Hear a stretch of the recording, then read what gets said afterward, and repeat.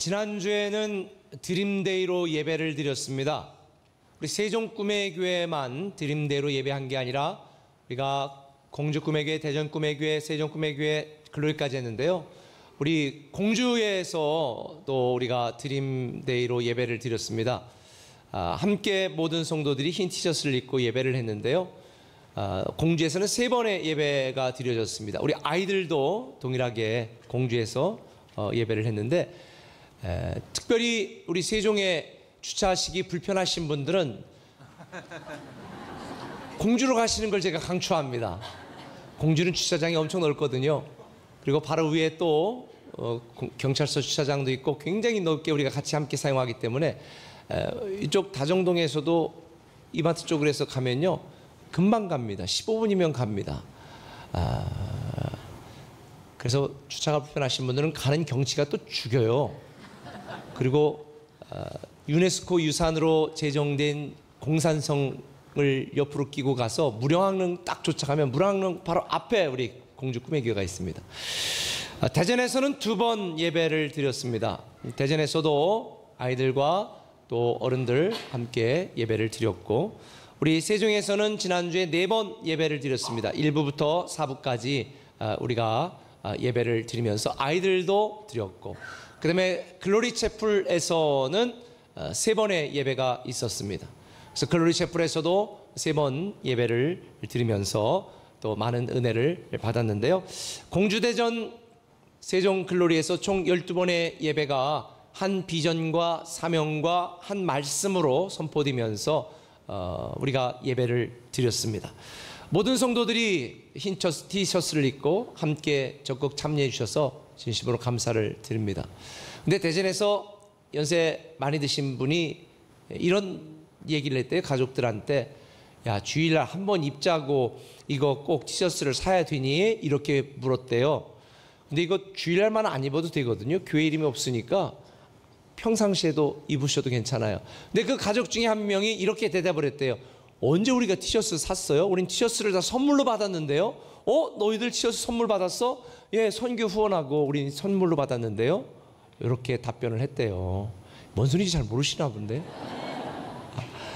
돈 주고 샀다고 생각하는 거하고 우리가 여름 캠프와 다음 세대와 어려운 사람들에서 우리가 선교 후원하고 티셔츠를 선물로 받았다는 거하고 참 이 대전이 수준이 높구나. 제가 그런 생각을 했는데요. 지난주 우리가 말씀처럼 우리가 서로 다르지만 각각의 독립된 교회이지만 그러나 우리가 동일한 비전과 한 사명과 말씀으로 함께하는 우리는 멀티교회로 꿈의 교회가 나아가고 있습니다. 하나님은 우리의 미래가 되시는 걸 믿으시나요? 우리는 하나님의 꿈이 된다는 것을 여러분 믿으십니까? 우리뿐만 아니라 다음 세대들도 이런 믿음으로 살아갈 수 있도록 지금 우리는 진행되고 있는 여름 캠프에 여러분들도 위해서 기도해 주시기를 부탁을 드립니다. 우리가 다음 세대에 집중하고 그리고 현 세대인 우리가 착한 성도가 되고 그리스도인으로 살아가지 않으면 우리의 다음 세대, 우리의 가정, 교회, 이 도시, 우리가 살고 있는 조국은 내일이 없습니다. 최근 한국기독교목회자협의회에서 책을 하나 발간했습니다. 동일한 내용으로 조사 연구한 것들을 지금 5년 만에 다시 발간을 했는데, 한국 기독교 분석 리포트라고 하는 책입니다. 이 책에 보면 여러 한국 기독교의 현재와 미래에 대한 조사 연구 결과를 발표를 했는데, 특별히 이 조사 보고서에는 가장 눈길을 끈 게 있습니다. 기독교인들에 대한 사회적인 신뢰도입니다. 그런데 불행하게도 5년 전보다 일반 사람들이 볼 때의 기독교에 대한 사회적인 신뢰도가 나아지지 않았습니다. 거의 똑같고 아니면 더 이미지가 나빠졌습니다. 교회가 착한 일을 하고 사회에 기여한다라고 하는 것은 2.8%, 3몇 프로 이렇게 비하되고 무시되어지고, 오히려 교회 다니는 성도들이 이기적이다 68%, 물질적이다 68.5%, 권위적이다 58%, 이렇게 나쁜 이미지로 기독교를 비하하고 생각하고 있는 것이 정말 참담한 현재 현실입니다. 교회가 하는 수많은 착한 일들은 생각하지 않고 교회 문제를 확대시켜 부정적으로 보는 이러한 전략, 이러한 사회 분위기가 교회를 망치고 있고 점점 사람들을 교회에서 떠나게 만들고 있습니다. 사단의 전략이라고 저는 생각을 합니다. 그러나 이런 때가 바로 교회에 대한 이미지와 교회 본래의 사명을 다시 새롭게 회복해야 될 절호의 기회라고 저는 생각하고 있습니다. 기독교 미래학자인 최윤식 박사가 그가 쓴 책에서 이렇게 제언을 합니다. 새로운 시대의 소명에 맞게 교회를 새롭게 디자인해야 된다. 교회가 새롭게 디자인되기 위해서는 사랑의 수고를 회복하는 것이 현재 기독교가 처한 위기를 기회로 바꿀 수 있는 근본적인 해법이라고 이야기했습니다. 다시 말하면 사랑의 수고를 회복하는 일. 결국 교회가 나눔과 베품의 삶을 통해서 착한 교회, 착한 성도가 되어서 하나님의 사랑을 실천하지 않으면 한국 교회, 한국 성도들의 내일은 보장할 수 없다는 얘기입니다. 지금 우리 교회가 올해부터 계속 강조하고 있는 착한 교회, 착한 성도는 일회성 이벤트거나 구호가 아닙니다. 교회와 성도들이 살아가야 될 마땅한 삶의 방식이라고 저는 믿습니다. 오늘날 세상에 수많은 사람들이 있습니다. 욕심 많은 사람, 탐욕스러운 사람, 이기적인 사람, 나쁜 사람, 그리고 제가 얼마 전에 설교한 자기밖에 모르는 교회 문제를 일으키는 어떤 사람.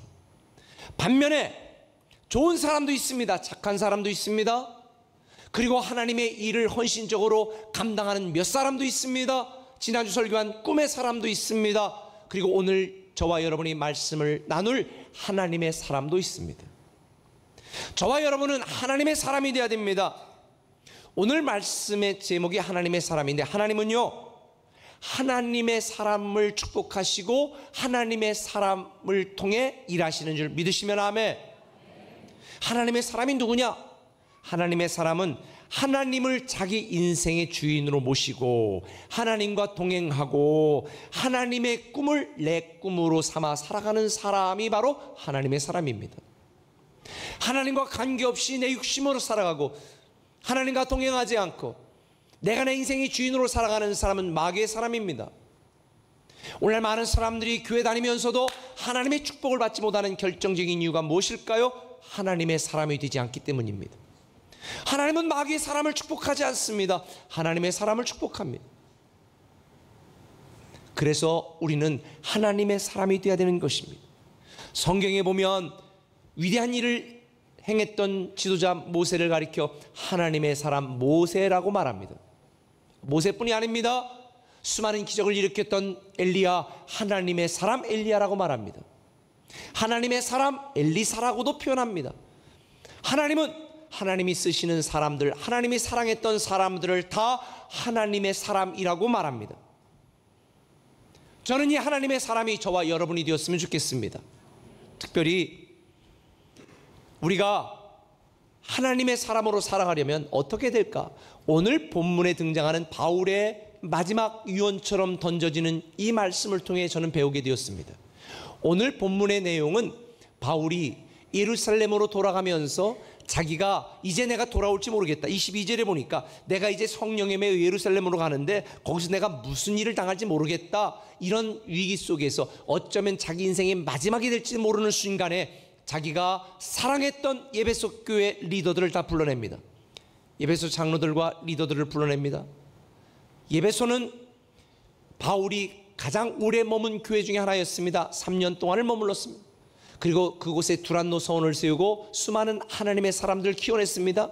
그 사람들을 불러 말하는 것입니다. 마지막으로 권면하는 것입니다. 하나님의 사람은 이렇게 살아야 된다. 그 첫 번째는 이겁니다. 하나님의 사람은 사명으로 산다는 것입니다. 한번 따라합시다. 하나님의 사람은 사명으로 산다. 사명으로 산다는 거예요. 오늘 본문 24절 같이 한번 읽어보겠습니다. 내가 달려갈 길과 주 예수께 받은 사명 곧 하나님의 은혜의 복음을 증언하는 일을 마치려 하면은 나의 생명조차 조금도 귀한 것으로 여기지 아니하노라. 여기서 사도 바울이 정의하는 사명은 이겁니다. 내가 가야 되는 길, 이게 사명이라는 거예요. 내가 가고 싶은 길이 아니라 내가 가야 되는 길이 사명이요, 그 사명은 예수 그리스도에게 받은 것이라고 이야기합니다.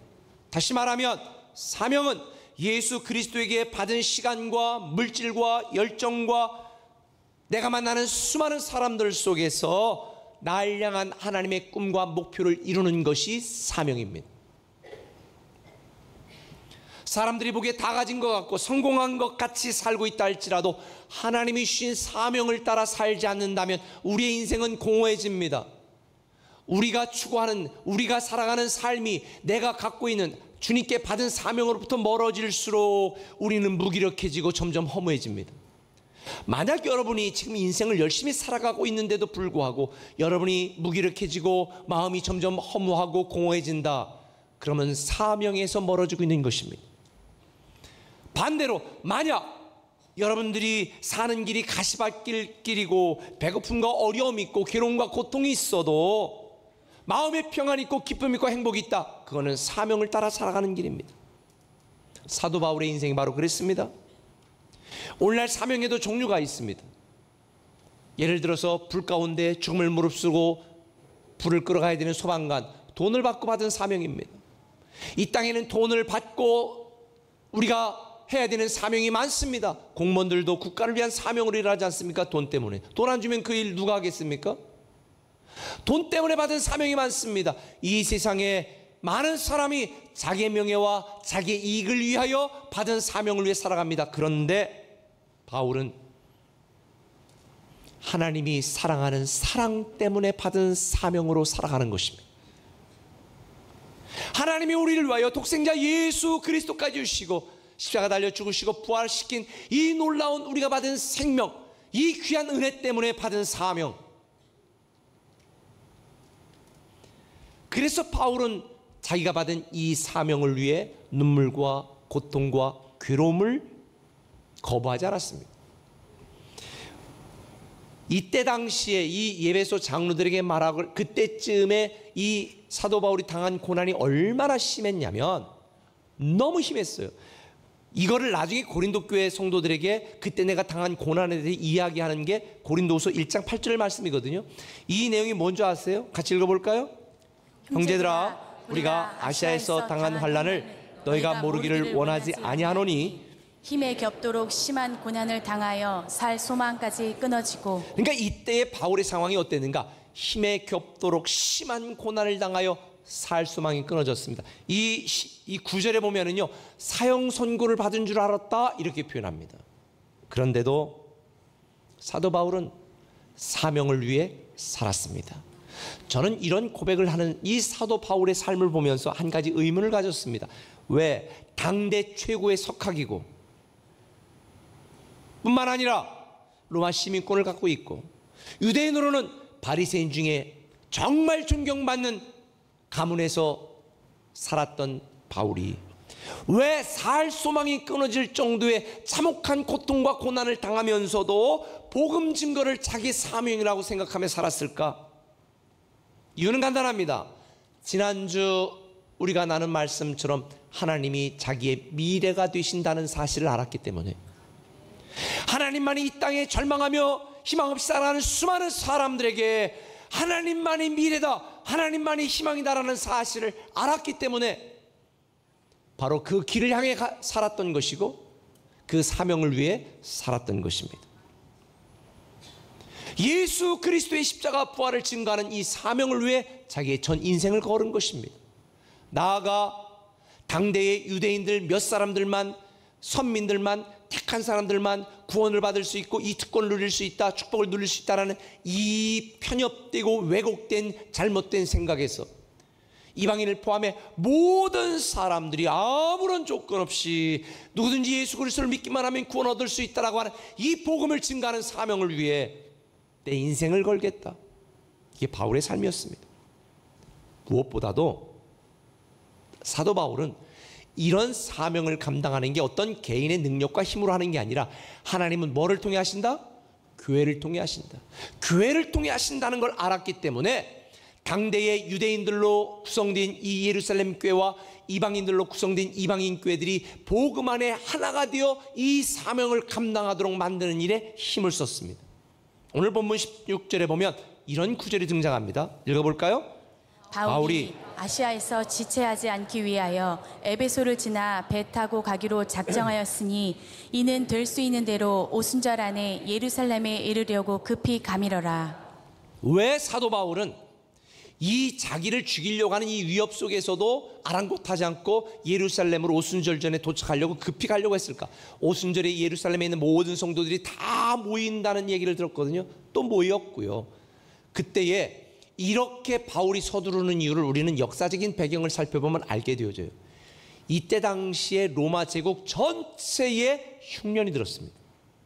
특별히 예루살렘 지역은 흉년이 심해서 예루살렘 교회 성도들이 많은 고통을 당했습니다. 그때 바울이 말하는 겁니다. 우리도 힘들지만 우리 모든 교회들이 헌금을 합시다. 그래서 예루살렘 교회 성도들을 도웁시다. 이런 제안을 했어요.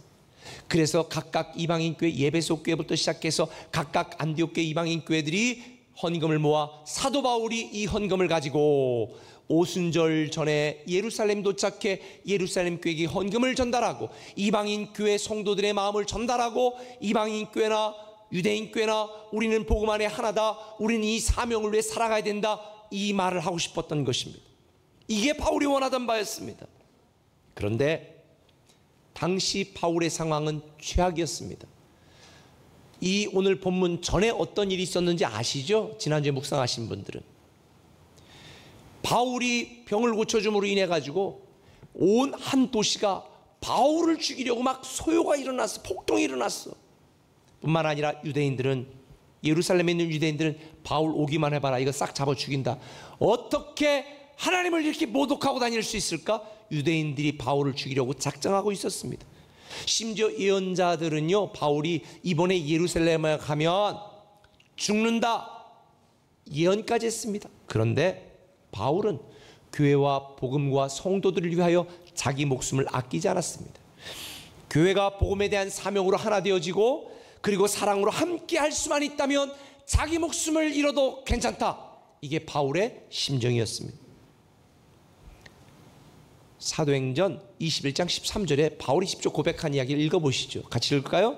나는 주 예수의 이름을 위하여 결박당할 뿐 아니라 예루살렘에서 죽을 것도 각오하였노라. 만일 바울이 자기 개인의 안전만을 위해 생각했더라면 예루살렘으로 가는 대신 3년 동안 사역하며 큰 열매를 거두었던 예배소 교회에 목회하면서 그의 노년을 편안하고 안락하게 보냈을 것입니다.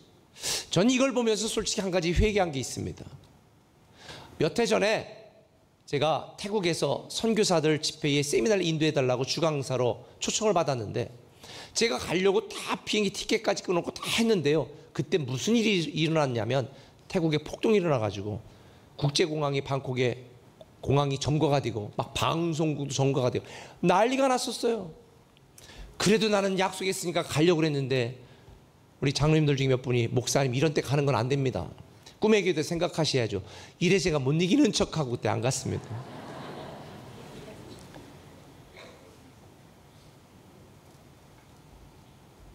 사실 이런 상황 속에 목도들이 공항을 점검하고 방송을 점검하고 비행기가 제대로 못 뜨고 막 이런 엄청난 상황 속에 누가 죽으려고 들어가겠습니까? 근데 바울은 그렇게 했다는 거예요.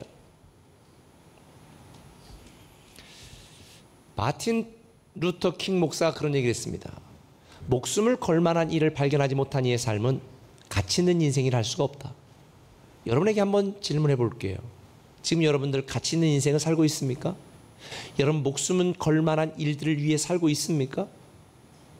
만약 우리가 그런 인생을 살고 있지 못하다면 하나님이 나에게 주신 모든 시간과 물질과 능력과 재능과 내 인생을 사명을 위해 살지 않고 내 사역을 위해 살고 있다면 우리는 다시 복음을 위한 사명, 하나님 나라를 위한 거룩한 사명자로 회복되어야 될 줄 믿습니다.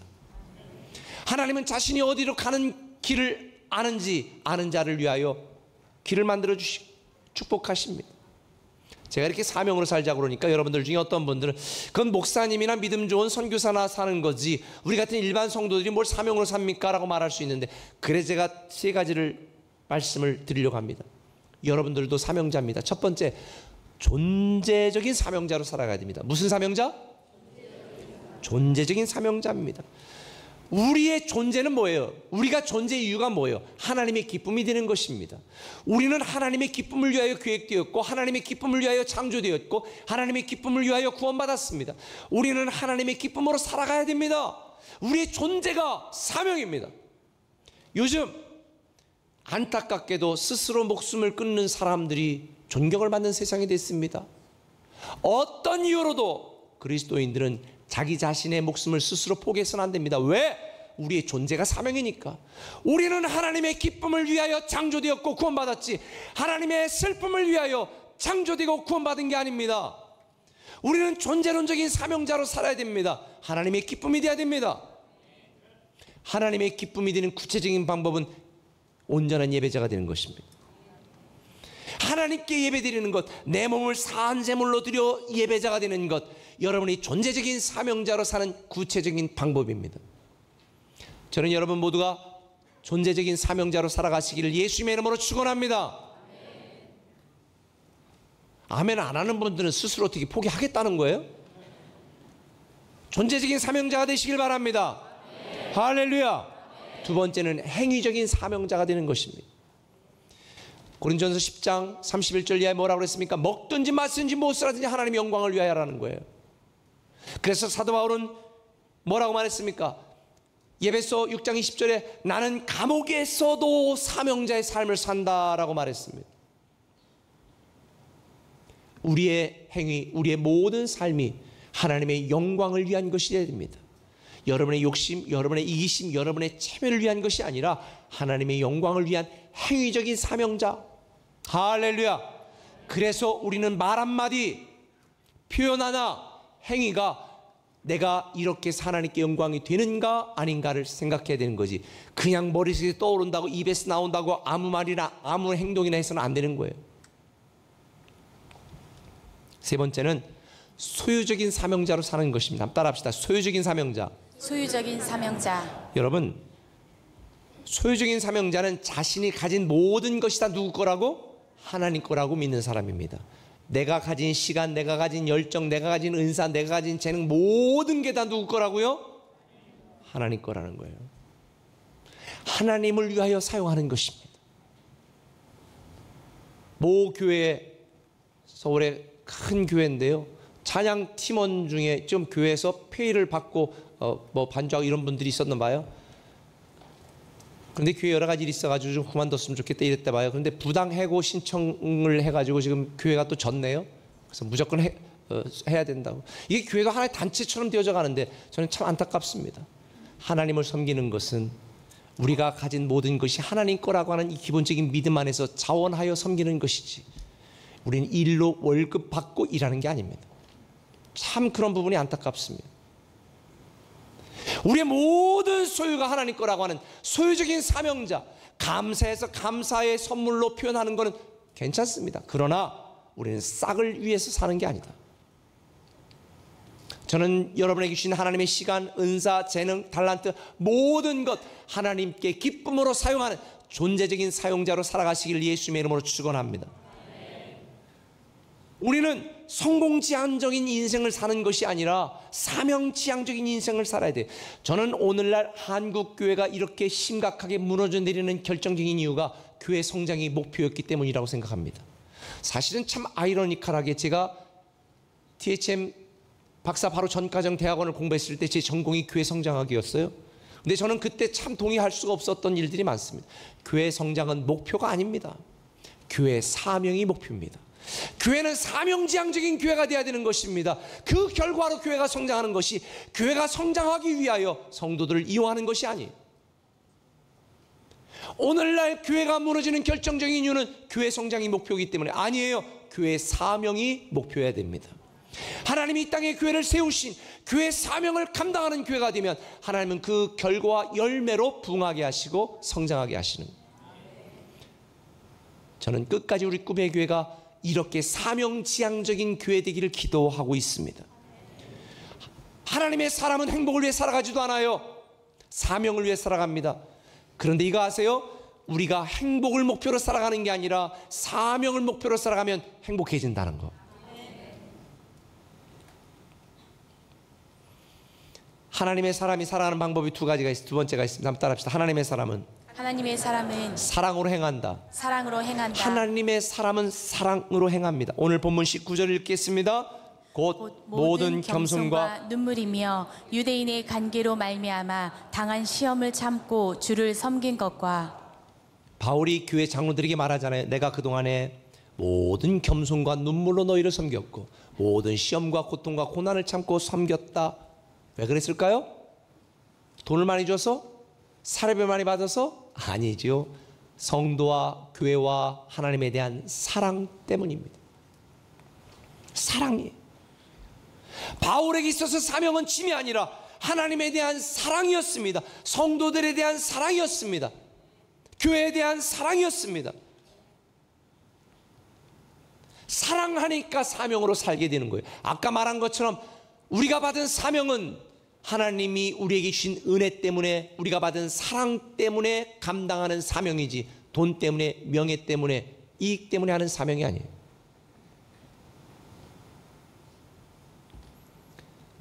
우리 교회도 한번 집회 왔었던 만납교회 김병삼 목사님, 참 제가 존경하는 목사님 중에 한 분인데, 그분이 쓴 책에서 이렇게 얘기했습니다. 사랑이 우리의 사명과 관계가 있는 것은 선택이 아니라 주님을 사랑하는 마음이 우리의 삶을 강권하시기 때문입니다. 사람이 힘들어도 버틸 수 있고요, 괴로워도 견딜 수 있고, 답답해도 이겨낼 수 있는 힘은 뭘까요? 사랑입니다. 사랑이 두려움을 내어줬습니다. 사랑이 희생하게 만듭니다. 사랑이 괴로워도 섬기게 만드는 것입니다. 바울이 자기 앞에 환난과 결박이 기다리고 있다고 하는 것을 알면서도 굳이 예루살렘 교회로 돌아가 이방인 교회들의 헌금을 전달하고 이방인 교회와 예루살렘 교회가 하나로 복음을 위한 사명자로 쓰임받도록 힘쓴 이유는 하나님과 교회와 성도들에 대한 사랑 때문이었습니다. 사랑하는 사람을 이기지 못합니다. 돈 많은 사람, 사랑하는 사람을 이기지 못합니다. 힘센 사람, 사랑하는 사람을 이기지 못합니다. 사랑하면 목숨이 아깝지 않고, 사랑하면 시간이 아깝지 않고, 사랑하면 물질 쓰는 게 아깝지 않습니다. 그래서 누가복음 7장에 등장하는 예수님의 팔에 향유 부은 여인, 예수님을 사랑했기 때문에 아끼지 않고 향유를 다 부었는데, 이 여인을 향하여 예수님이 뭐라고 말하는 줄 아십니까? 7장 47절에 말합니다. 이러므로 내가 내게 말하노니 그의 많은 죄가 사해졌도다. 이는 그의 사랑함이 많음이라. 사함을 받은 일이 적은 자는 적게 사랑하느니라. 혹자는 이 여인이 몸을 파는 여인이 있다고도 말합니다. 많은 사람에게 무시당하고 멸시당하고 가진 것도 없던 이 여인, 예수님을 사랑할 수밖에 없었던 것. 자기가 받은 은혜가 너무 컸고 자기가 받은 사랑이 너무 기뻤다는 걸 알았기 때문에 그는 자기의 전 재산을 다 팔아 예수님의 팔 앞에 부어도 감사했습니다. 오늘날 교회에도 많은 사람들이 이야기합니다. 그런데 그 이야기하는 걸 보면 하나님을 사랑하지 않고 교회를 사랑하지 않기 때문인 거지요. 바울이 본문에서 은혜의 복음이라고 말하는 이유가 여기 있는 것입니다. 바울은 자기 자신을 죄인 중에 괴수라고 말했습니다.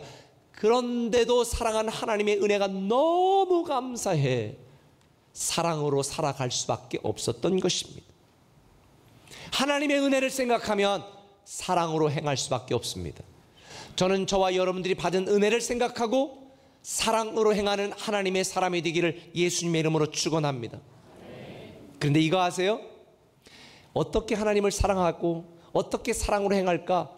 마태복음 25장에 보면 이거에 대한 답이 나와 있습니다. 심판날에 한 사람이 옵니다. 예수님 앞에 가지도 못하고 저 구석에서 끼웃끼웃거립니다. 저는 세상에서 한 게 아무것도 없었어요. 주님이 말합니다. 달려나와 그를 끌어안고 말합니다. 사랑하는 아들아, 잘 왔다. 내가 세상에서 내가 굶을 때 밥을 줬고 내가 헐벗을 때 날 입혀주었다. 그러니까 나는 그런 적이 없는데요, 주님. 아니야. 내가 사랑하는 내 이웃에게 한 것이 곧 나에게 한 것이다. 구석에서 한 사람이 폼을 잡고 나옵니다.